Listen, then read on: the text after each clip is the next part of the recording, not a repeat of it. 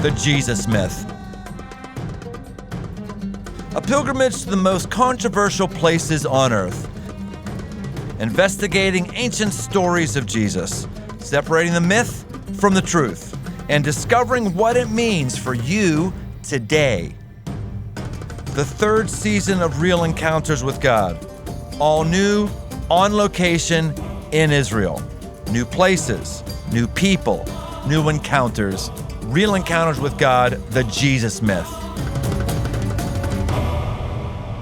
Welcome to Real Encounters with God. My name is Brian Tome, the founding and senior pastor at Crossroads Church. Hey, before we get to Israel, I gotta tell you, this is really freaky what's happening right now. We filmed all that you're going to be seeing months ago, and we had zero idea of the world crisis that we'd be in right now. And it's crazy how these episodes are filled with the exact perspective I think we need. They can give us faith, hope, clarity, peace. So see if that doesn't happen to you as you encounter God today. Let's get on with the episode.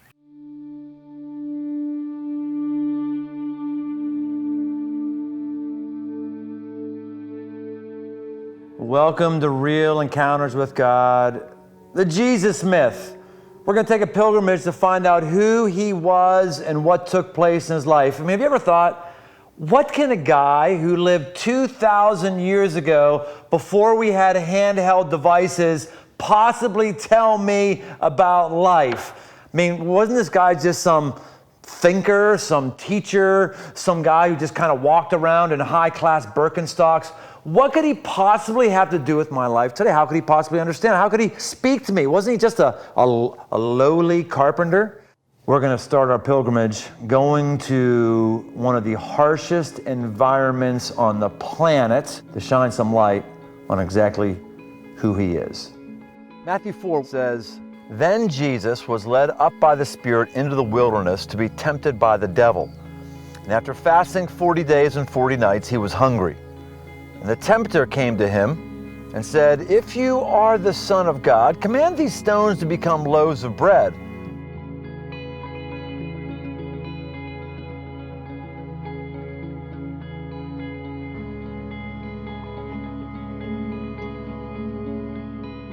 Have you ever felt alone? Maybe even weak? Weak relationally, like your friends are just not doing it for you. You thought you'd be married by now and you're not married, or if you are married, it's just not going well. You ever felt weak emotionally? Like you just can't hold your emotions together. You just can't hold your feelings together. They're getting out of control. You ever felt weak physically? Like you just can't perform the way you want to perform. You can't do things that you want to do. You can't keep up with other people. You ever felt that kind of weakness? How about spiritually? You ever felt weak spiritually?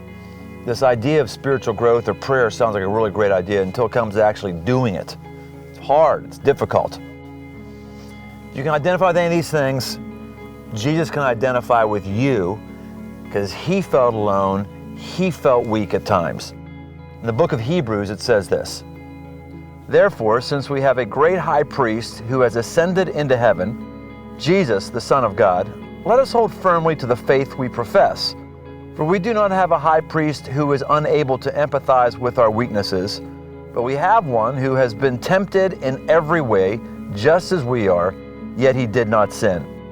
Let us then approach God's throne of grace with confidence, so that we may receive mercy and find grace to help us in our time of need." He's been alone too. He gets you. He can empathize with those feelings. In fact, he's been alone right here in the wilderness. Our crew set up the camp in the wilderness while I spent some time away from their campsite in solitude, imagining what it was like to be alone, all alone, out here.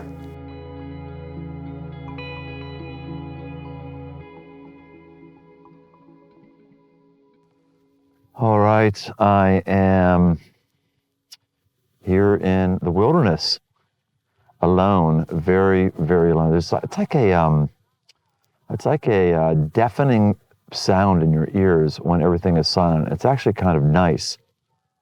It makes me think about, I need to be doing this more often. course, I haven't been out here for 40 days, but nonetheless, it's good. It's actually refreshing, and probably healthy for me. Think of things I normally wouldn't think of. Just kind of decompressing, you can feel it. So, I don't know how Jesus did this for 40 days, but I'm glad I've done it for a little bit here.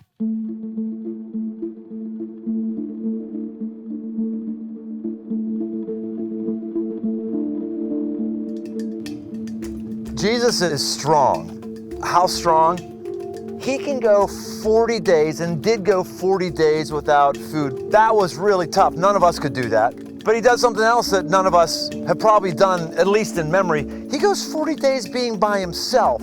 When's the last time you went 40 days being by yourself? We can't go 4 minutes without checking our devices and staying connected. He goes 40 days.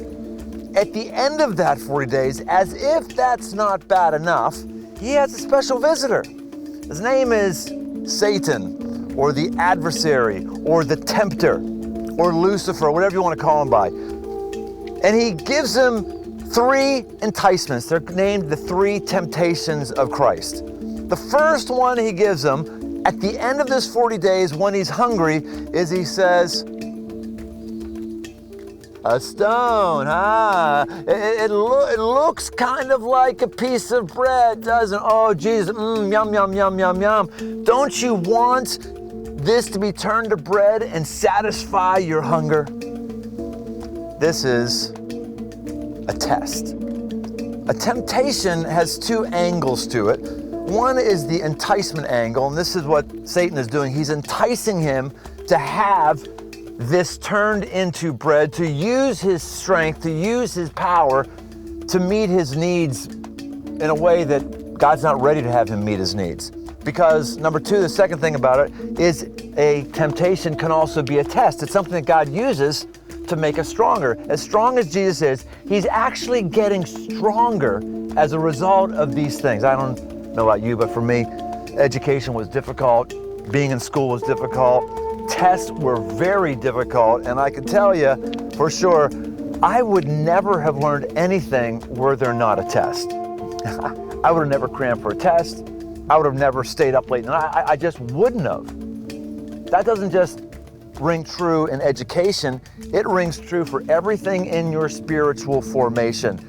Unless there's some difficulty, unless there's some squeezing of you, unless there's some denial, unless there's something that doesn't come natural to you, you're not going to grow, you're not going to get spiritually stronger. And this is what God wants. He doesn't want you just to exist on this earth, on this planet. He wants you to be stronger. He wants you to be like his son. He wants you to have capacities that you wouldn't have had you not stepped into the test, had you not stepped into the difficulty. The problem is, as soon as we have difficulty, we try to escape. We try to medicate ourselves. We try to create bread out of all kinds of things that are trying to fill us up that can never fill, as Blaise Pascal, the French mathematician, said, that God-shaped hole that is inside of us. We have all kinds of fake bread. This is not intended to be bread. This was a stone, and Jesus was going to fall for it. I'll tell you what else isn't intended to be bread. Your workaholism schedule. That's not intended to be bread. That's not intended to satisfy you. Your and my endless climbing for more notoriety and more fame or more success at work, that's not to be the bread that satisfies us.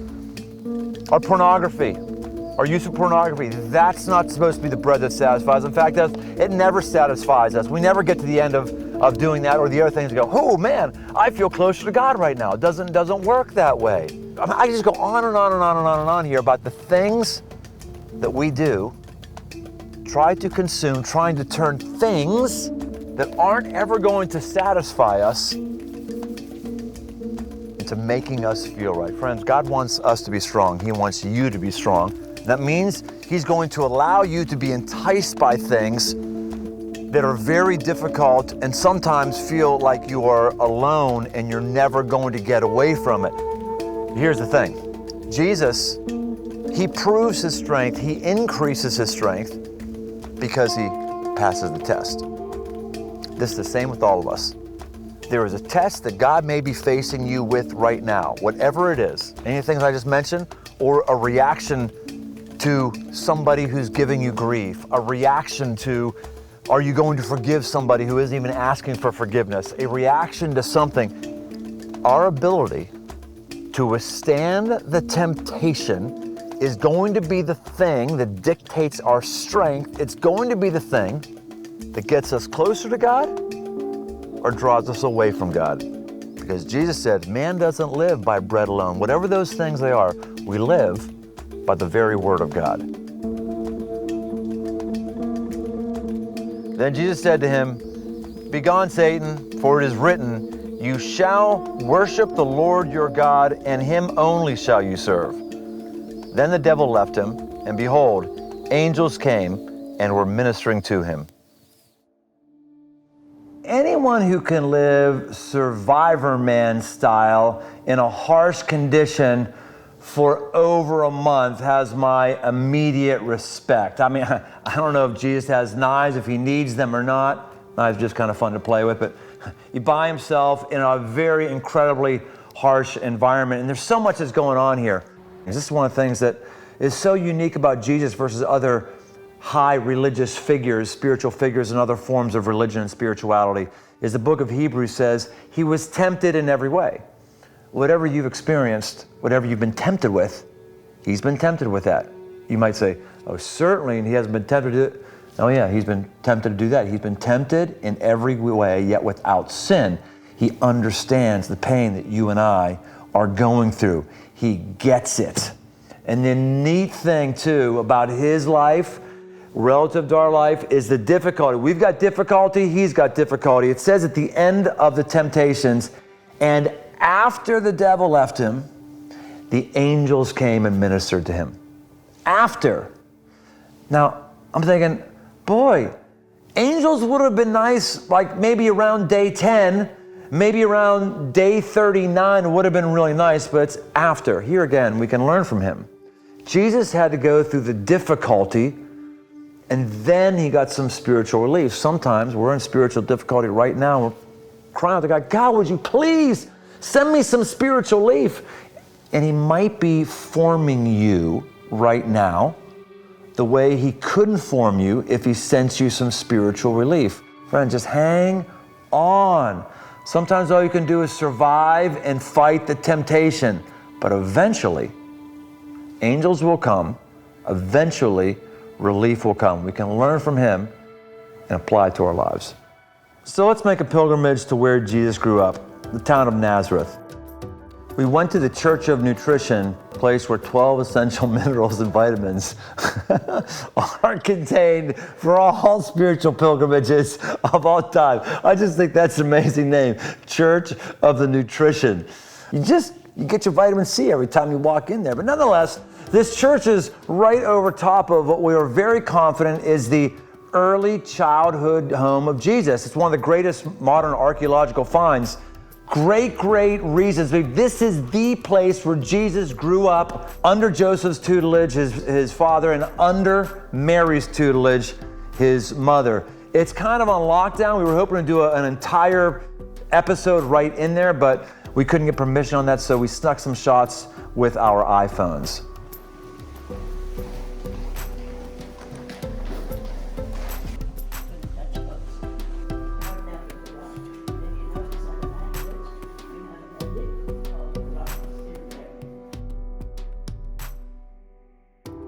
So Jesus grew in wisdom and stature.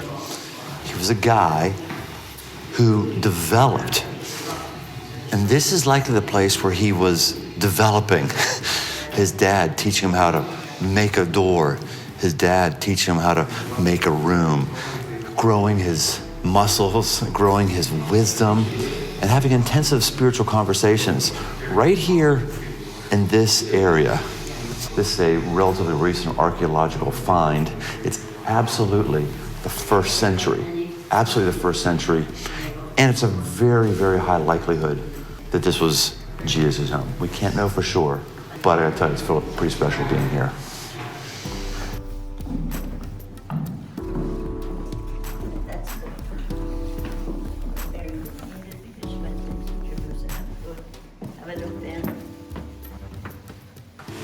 Well, so the theory is that Jesus and his brothers may have actually made this for Joseph. That's a pretty impressive thing, Thinking he could have just hewed this out with his own hands. So, yeah, literally maybe standing where Jesus stood and feeling things and touching things that he touched. Pretty intense. This trough for water was very well made by Jesus and his father. And that tomb where he was placed, I could just imagine Jesus and his brothers, as they were burying his father, creating that tomb, bawling, weeping, tears running down their face.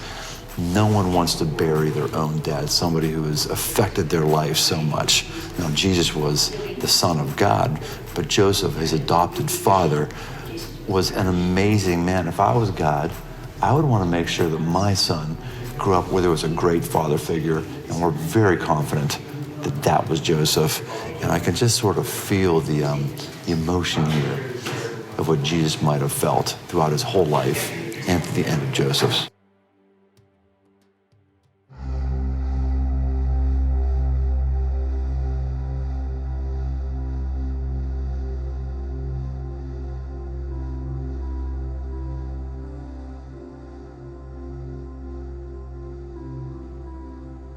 I'm here on the hillside around Nazareth where you see this kind of stuff all the time. It's basically an old quarry where they've chopped up stone. Nazareth was the place, man. It was a place if you wanted rock. It wasn't a very respectable place. That's why they always say Jesus of Nazareth. They're kind of jabbing at Jesus a little bit, like you come from this nowhere town where all they do is pound rock. But that's where he was. That's the midst of his town. That's the history of his background. Everything about Jesus' life was difficult.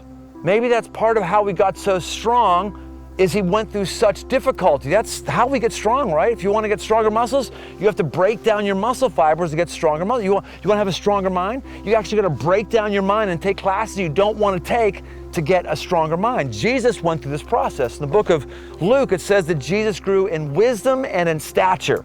Obviously, he came out of Mary as a wee little guy, and he grew in stature, but it also says there that he grew in wisdom. He got more wise as time went on. He saw more insights. He learned how to do Rubik's Cube. He learned how to see his way through problems. He grew in wisdom and stature. And he understands where you and I have been because he had an incredibly difficult life. We're not talking about just difficult like walking miles at a time to get anywhere he was. He was a very, very rigorous guy. But we're also talking about a very emotionally difficult life. He was regularly hounded and accused of being a bastard. People would say, oh yeah, you're born of God. Actually, even towards the end of his life, he gets into Jerusalem and the religious leader saying, we know who your dad is, or we don't know who your dad is. They're accusing him of all the time. This plagued his life. He was made fun of and ridiculed regularly for having a family of questionable origin. God was his father, and God gave him an amazing earthly father. His name was Joseph. And we don't know much about Joseph at all after the age of 12. There's a story that's in the Bible about Jesus when he was 12, and then somewhere between 12 and 30, when Jesus comes public, Joseph dies inside of there. He's an amazing dad, I believe. If I was God, I would want to have an amazing dad for my son. In that process, he dies someplace. When did he die? Jesus was 13, 14, 15, 16, 20, 22. I don't care who you are, man. When your dad dies, especially at a young age, it's tough. It's tough. This strengthened Jesus, and it also put a wound on Jesus that he had to grow out of. Whatever, I don't know what your pain is. I don't know what your difficulty is. But I do know this, Jesus can understand it. Whatever it is, he's been there. He's felt the brunt of stones falling on him. The book of Psalms, chapter 18, verse 2, says this: "The Lord is my rock and my fortress and my deliverer. My God, my rock in whom I take refuge, my shield and the horn of my salvation, my stronghold." Jesus' classroom wasn't a classroom. Jesus' classroom was the hard knocks of life. His classroom, how he grew, was by walking a lot of miles and getting emotionally sometimes abused. That's how he grew in wisdom and stature and strength. but he never forgot where he came from. He never forgot what it was like to be in need, what it was like to have difficulty in his life. And this is why this verse makes so much sense for him. It says he's a shelter, he's a rock. Right here, it's blowing in here pretty significant right now, wind. You can't tell it as much because I've got a shield from this wind right here in the rock. And I come in here and it's really warm. This is what Jesus is like. He's a rock, he's a shield, he's a fortress, he's a foundation. There's a protective nature to Jesus. You ever allowed Jesus to bring his strength and his protective nature to your life? It's what he wants to do, you know. He understands your difficulty. He's been there. He understands growing pains. He's felt them. Jesus knew loss. All of us know loss. I know loss. Not too long ago, a person who was a rock of my life in many ways, Kathy Beecham. She ran all of our sites. She was on our senior leadership team. She had experience in just about every walk of life. Kathy was just a strong, strong woman. And I once said to God one time, said, God, she's one of the people, man, just don't take her from me. Well, you know, he did. Took her from us, anyone who knew her. And I felt in many ways like a rock was gone from under my life. I felt incredibly vulnerable. And that's when God really reminded me that Kathy's not my rock. As impressive as she was and as wise as she was, and as just rock solid, being able to bring any wisdom at any moment in any meeting, and just being tough as nails in all ways, and also being jovial and lighthearted and just amazing every which way. As much as I thought there's no way I could do my job without her, God just corrected me. Kathy's not your rock. I'm your rock. I'm your foundation. God wants to be your rock and foundation. He doesn't want anything else to be your rock and foundation. Nobody else can be your fortress as well as he can. That's what he does.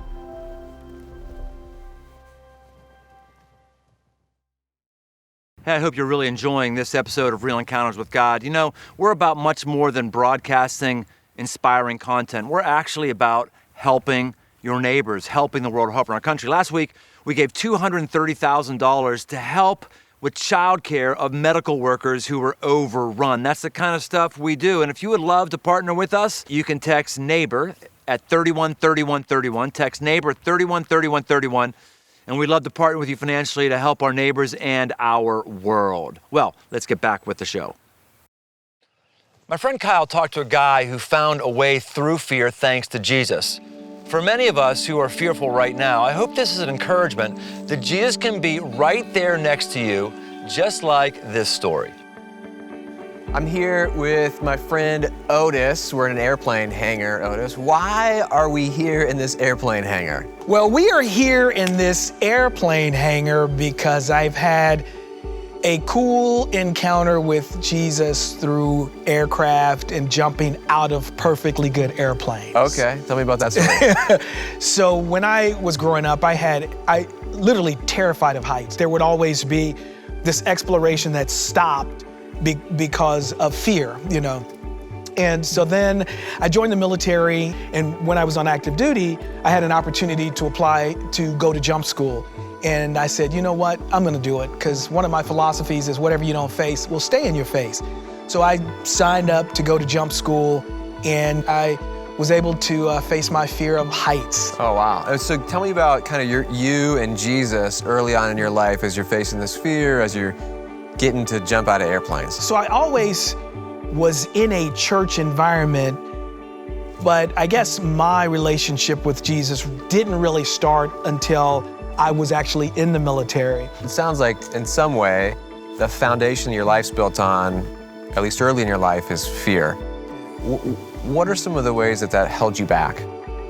Just trying things, right? Because fear always shows up, and when it shows up, it always asks a question. And the question it asks is, what if? And so when I was jumping, what if your chute doesn't open? What if you land wrong?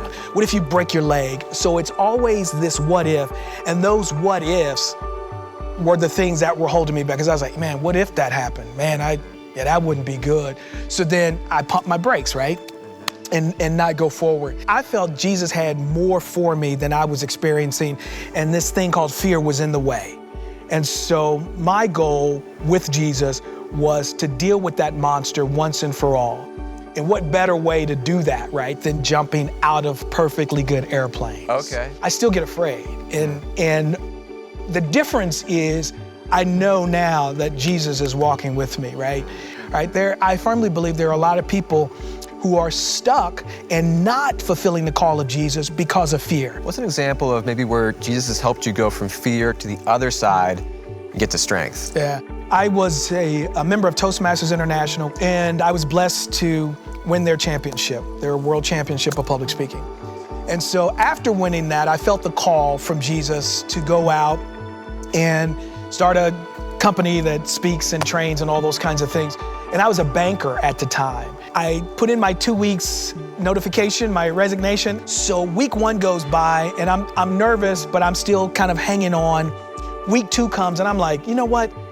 Maybe I really didn't hear from Jesus. Maybe I should go and ask for my job back, right? I'm literally getting ready to go Wednesday and ask my boss, can I stay? And I hear clearly in my spirit, hold. And then I just turn and act like I was going somewhere else. So I get home that night, there's a voicemail from a gentleman who owns a communications company, and he asked me to come work for him. I decided to do that. We met on Thursday, did all that. I called him on Friday, which was my last day at the bank. And man, it's been up and to the right ever since, right? So if you step back from your life, what has had to die in you and what's come alive? Dying is the death of fear, and it's a daily death, right? It's putting that thing down daily. And what's come alive is courage. I've been through so many tests with him, so many fearful things with him that he's brought me through. I clearly hear his voice and I'm like, he's got me. That's awesome. Well, hey man, thanks for your service and thanks for your story. You're welcome, brother. It's been awesome, man. All right, no Thank worries. you. You're welcome. Jesus is starting to feel more flesh and bone maybe to you. Maybe he's starting to feel more relatable. He grew up. He had an actual childhood. He skinned his knees. He had highs and lows of his days. He was an accomplished builder. And as he was building and going about his life in an occupation that all of us could understand, because all of us have occupations. Yes, he had an occupation. As he was going about it, we continue to learn more things about him and maybe ourselves. We'll learn from my friend Cyril Bar David, an amazingly insightful and spiritual guide who's going to help us in our pilgrimage.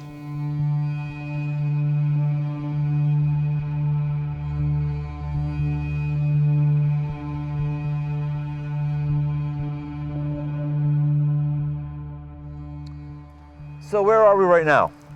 We're here in Galilee. We're on top of a hill which is about 900 feet above sea level in a place called Siphoris. In Hebrew, Tzipori, which is Tzipori, it's a bird.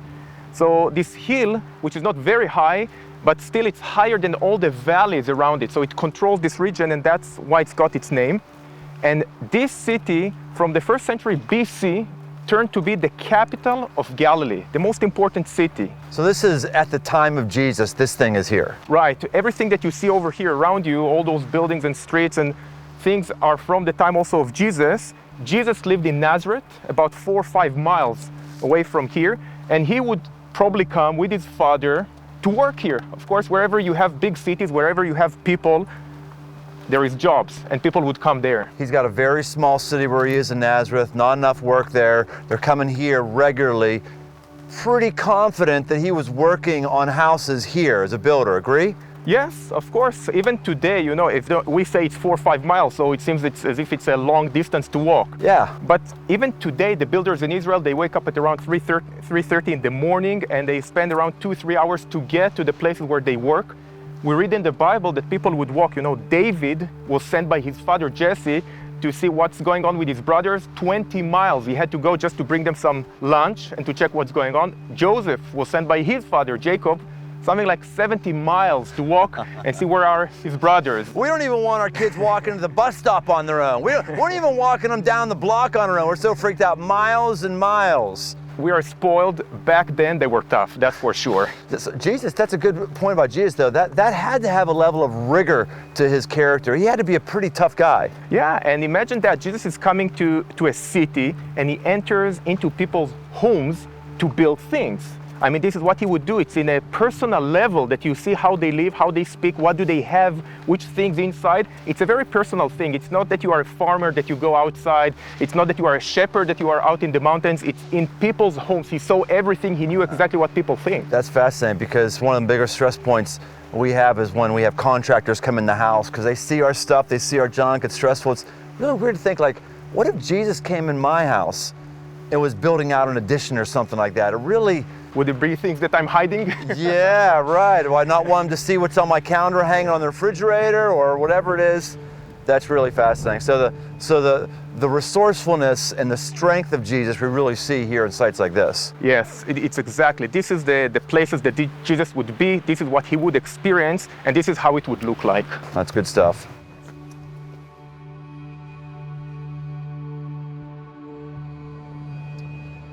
As we saw in Nazareth, a lot of rocks everywhere. It was a quarry. It was a rock town. Did you see a lot of trees there? No, I didn't see a lot of trees there. This is the problem. Because many of us believe that and were taught that Jesus was a lowly carpenter. What do you need to be a carpenter? Well, you need a lot of wood for starters, not a lot of wood there. Secondly, carpenters aren't lowly. The only reason you call a carpenter lowly is because you don't know what you're saying. Most of us don't know how to work with our hands any longer. You wait until you need to build something and then get your carpenter, ask him if he's lowly or not. Not only are carpenters not lowly, but here's the crazy thought. Just consider it. Jesus wasn't even a carpenter. No, wasn't a carpenter. There is mention of him being a carpenter in the New Testament, but the word that is used there specifically is the word tectone. Tectone means master craftsman or builder. It is material agnostic, if you will. Jesus would have been building with the stuff that he had at his disposal, which is stone, which is what he did. And more than that, if you think about the things Jesus talked about, we talk about the things that we know we have experience with. He doesn't talk a lot about wood. One metaphor, not judging somebody, not taking the speck out of their eye until you take the huge beam out of your eye. But man, stone metaphors galore. He talks about counting the cost before you build a tower. Why? Because the builder, he would have been building a tower. The scripture speaks of him as being a chief cornerstone. He has passages and teachings about what your life should be built on, and clue, it's not being built on pressure treated wood, it's being built on stone. Here's how he teaches it. Everyone then who hears these words of mine and does them will be like a wise man who built his house on the rock. And the rain fell and the floods came and the winds blew and beat on that house, but it did not fall because it had been founded on the rock. And everyone who hears these words of mine and does not do them will be like a foolish man who built his house on the sand. And the rain fell and the floods came and the winds blew and beat against the house and it fell, and great was the fall of it. Jesus talks about what all of us who've worked in construction know. Most important thing is the foundation, and it really needs to be stone. One of the construction jobs I led as the GC was an addition on the side of a house. And it was on a hill, and as we peeled away the dirt, we noticed that on the side of the house where there should have been a footer, concrete footer, they had just taken the block and they had set it on dirt. And on top of that, there were these huge gaps in the foundation underneath the dirt that you could stick your fist through. And then we realized, oh, that's why this house is stucco. Actually drive it. They just covered over all this stuff. And so the first thing we had to do is go in and peel back all the stuff with the shovel. I was peeling back the dirt underneath the block and then doing forms and pouring concrete in underneath it. You know, Jesus is not a philosopher. One of the myths is he's a good teacher. It's for many of us, teaching is about philosophies. Ooh, that's a new thought I hadn't had. Ooh, you know, here's a clue. Jesus didn't come to give you a new thought. He didn't. He comes to build your life. And he says here, if our life isn't built on rock, and specifically on him, and what's the Bible call him? The chief cornerstone. There it is again. If our life isn't built on him, Whenever pressure comes and tension, we're gonna be buffeted and we're going to be blown down. We're gonna literally slide down a hill. It's not good when that happens. This project I did, once I did that, the house started sliding a little bit more for a little bit. And then people got really upset, and my project was in the local paper, and it was called a, quote, rape of a hillside. That was a great day in my construction career. Jesus wants to build your life, and if you have anything built on anything other than Him, you're in danger. Why are elections so stressful for us? Why are politics so fever pitch for us? Oh, I hope the right president gets in. Because we're building our life on a presidential candidate who can only be there for maybe 8 years anyway. We're building our life, some of us, on a vision for America that might not be God's vision and won't last. America is shifting sand. We're going to be excavated someday. Jesus, His teachings still abide. His life still works because it works. You will build on something. Your body beautiful and it will shift and you will age. Gravity is a bummer. Your mental capacity, someone's going to come along smarter than you at some point and get the career that you want to have. What is it your life is built on? I want you to know that Jesus wants you to have a great life and He wants to build your life, but that means you and I have to choose to be built on Him.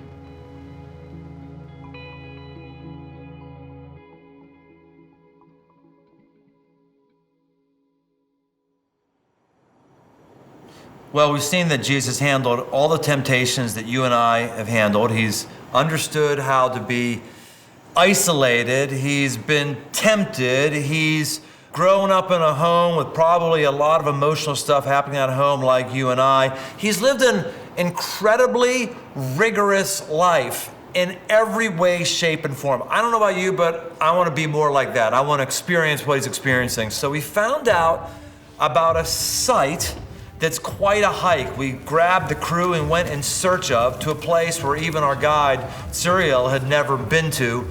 But to get there, it was gonna be a slog. It was gonna be a true adventure. Good.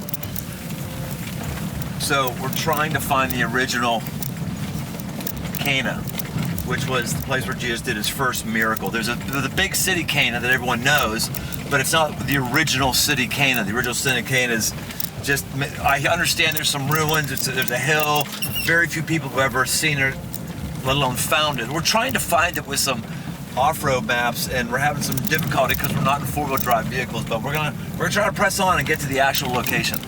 Are we gonna celebrate with wine if we get there? With that thing?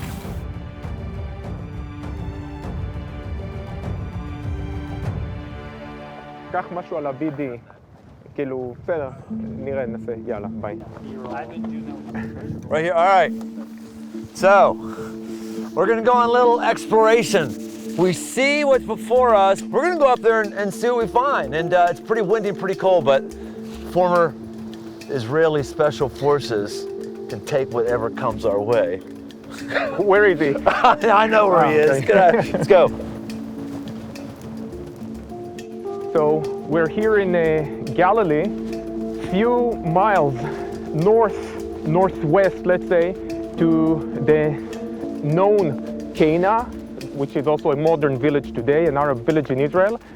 So there are some that suggest that the hill that we are climbing right now is the original Cana that was here 2,000 years ago. We are still in a... You've been here before? No, I've never been up here. Yeah. I get to see something for the first time that you do. So actually, I'm the expert. If you've never been here, can I just pretend like I'm the expert? You can say whatever you want.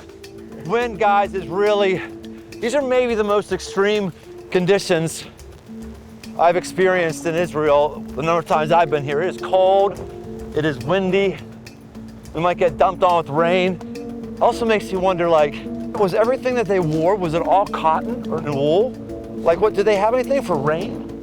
Were they oil the cloths or anything? Goat's hair is waterproof. Oh, really? Yes. That's why, for example, you see the Bedouin tents, they are all made of goat's hair, and it's protected during the winter time. Something's been living here. Yeah, someone was cutting those stones. cutting inside. It can be, you know, a small quarry even, that they dig stones in order to build their houses. Yeah, this is already some ruins.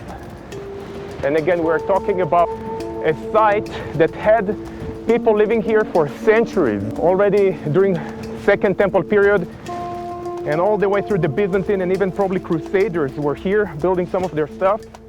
Wow. Oh, look what a great view from up here. My goodness. I see view, I see no cave. Well, We've been walking around trying to find the cave for half an hour. and we're going up and over. All we had to go on was an image of a cave from an archaeological friend of mine named Bob. We split up to search the hill. It was definitely not an easy find. Wow, there are some kind of bases of pillars here around. It is right here. Oh, I see cave, I see hole. Perfect. Whoa. Let's go inside and see.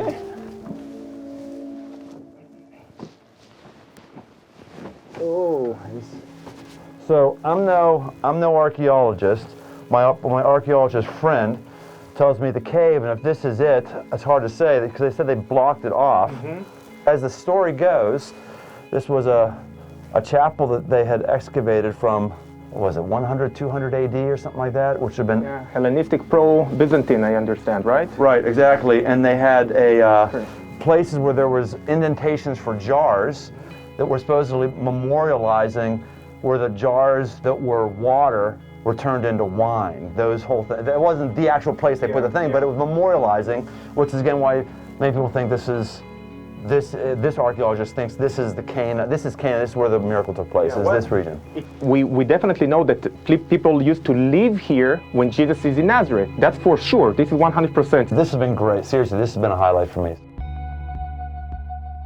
On the third day, there was a wedding at Cana in Galilee, and the mother of Jesus was there. Jesus also was invited to the wedding with his disciples. And when the wine ran out, the mother of Jesus said to him, "They have no wine." And Jesus said to her, "Woman, what does this have to do with me? My hour has not yet come." His mother said to the servants, "Do whatever he tells you." Now there were 6 stone water jars there for the Jewish rites of purification, each holding 20 or 30 gallons. And Jesus said to the servants, "Fill the jars with water." And they filled them up to the brim, and he said to them, "Now draw some out and take it to the master of the feast." So they took it. And when the master of the feast tasted the water, now become wine, and did not know where it came from, though the servants who had drawn the water knew, the master of the feast called the bridegroom and said to him, "Everyone serves the good wine first, and then people have drunk freely, and then the poor wine. But you have kept the good wine until now." This is the first of his signs Jesus did at Cana in Galilee, and manifested his glory, and his disciples believed in him. I just love this scene. I don't mean just the scene of this. I love this. I love the scene that's painted in that scripture. He decides to honor his mom and decides to do the bold, strong move. He takes water that's in these stone jars, maybe somewhat like this, except chiseled out, and he takes it and he turns it all into wine.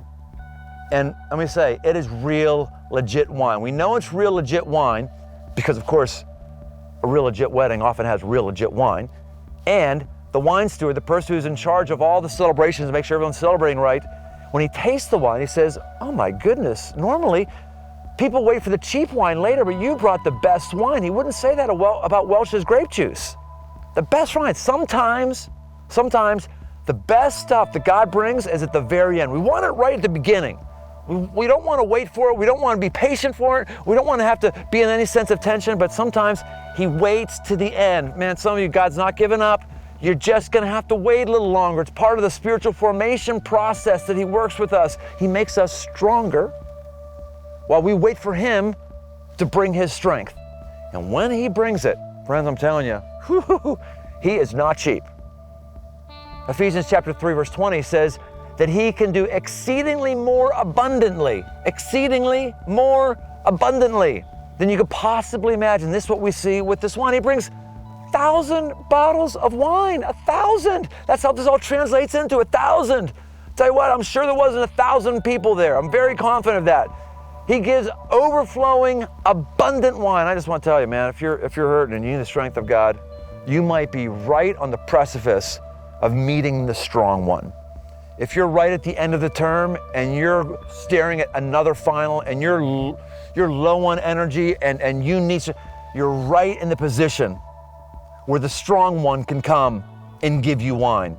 If you're right at the end of your infertility treatments, if you're right at the end of your patience for whatever the medical thing you're dealing with, you're right at the place where oftentimes the strong, abundant one shows up. If you're right at the end of your business and you're not sure how you're going to hit payroll, oftentimes this is the place that God has been waiting for you to get to a place of desperation where He wants to come and bring something beyond what you can expect that helps you know that He's completely strong. When you are at the end of whatever it is you're doing, friends, this oftentimes is the place where the wine comes, the real wine, and it comes from God, it comes from Him instead of us and our own stuff. I'm telling you, friends, the God of the wine is for real, and He's a strong wine, and He knows what's happening in your life. Let me pray for you right now. God, I pray for all of us who are at the end of our rope. We're on our last nerve. We're on the last step. We're at the end of the line. We need your strength. Would you come? Would you visit us? God, bring the wine. Bring it in abundance. Do for us what we can't do for ourselves, and we have been waiting for. And Jesus, thank you for being the kind of God that does care and has resources to spare and is a God who blesses and enables the party to go on. And I pray these things according to your name, Jesus. Amen.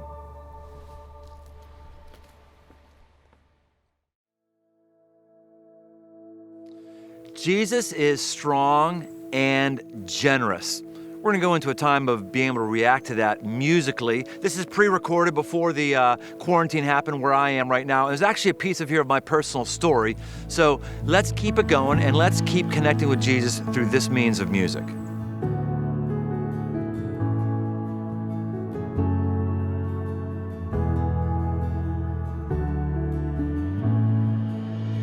Let the King of my heart be the mountain where I run, the fountain I drink from. Oh, He is my song. Let the King of my heart be the shadow where I hide, the ransom for my life. Oh, He is my song. 'Cause you are good, you're good. Oh, you are good, you're good. Oh, you are good, you're good. Oh, you are good, you're good. Oh, let the King of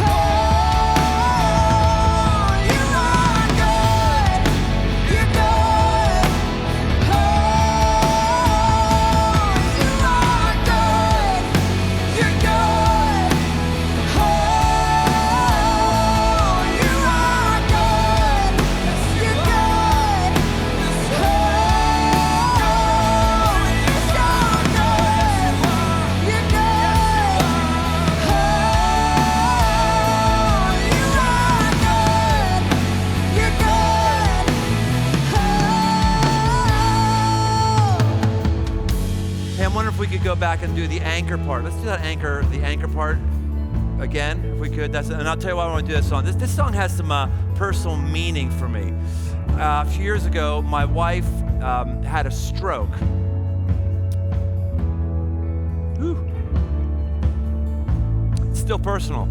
It's still personal. And when I saw my wife with all the family gathered around her, and she was looking with her eyes, she couldn't talk, she couldn't move. She was in the emergency room, little care room, and they took her back to operate on her. I had this song on my iPhone on endless repeat. I said it again and again and again, and I had it on my earbuds, and I was pacing back and forth inside of this waiting room. And what I was trying to say to God was, you've been so good to me. You've been so good to us that no matter what happens right here, God, you and I are still good. You're good. I declare you're good. You're good right now. And you blessed me and my family so much. If life changes permanently for me here on in, whatever it is, feeding tube, wheelchair, whatever it is, you're good. Now, fast forward to the miracle. The miracle was that she was walking steps and playing tennis a week later. It was a verifiable miracle. God came through and people prayed. It was legit, man. So there's something different with our faith. There's something different about our God. But this is personal for me, so I need it right now, because right now some of us are struggling. Right now we're pacing back and forth. We don't know how we're gonna be. And so I want us to be anchored, and I want us to make this our song that we say to God, everything might not go the way I want it in my life right now, but I want you, God, and I say you're good. So let's sing that again. Let the king of my heart be the wind inside my sails, the anchor in the waves. Oh, is my song. Let the king of my heart be the fire inside my veins, the anchor of my day. Oh, is my song. 'Cause you are good. Yes, you're good. Oh, you are good. You're good. Oh, you are good. You're good. Oh, you are good.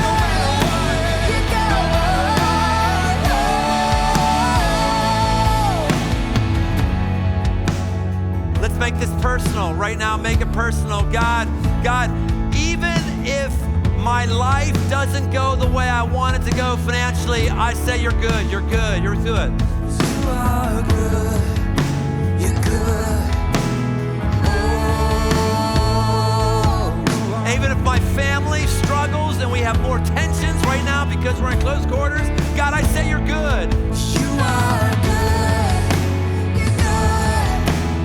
Oh. If I lose my job and I don't want to, and I'm praying it doesn't happen, if I lose my job, God, that doesn't change your character. You are good. You're good.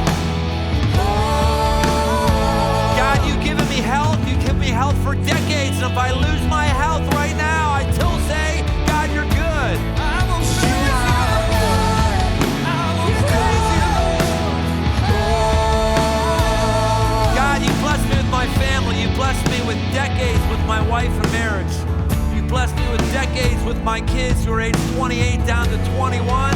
I don't ever want to lose any one of them, but if I ever do, you've been a blessing to give me them in my life right now. You're good. You're good. You are good. You're good. Oh. God, if the church that I lead has irreparable harm because of the crisis that we're in, God, this church is here to serve you. We're not to contain ourselves or sustain ourselves. We're here to serve you, God. Do with us whatever you want. Shut us out. Build us up, God. It's about you, and you're good. You are good. You're good. Oh, you are good. You're good. You're so. You are good. You're good. Oh.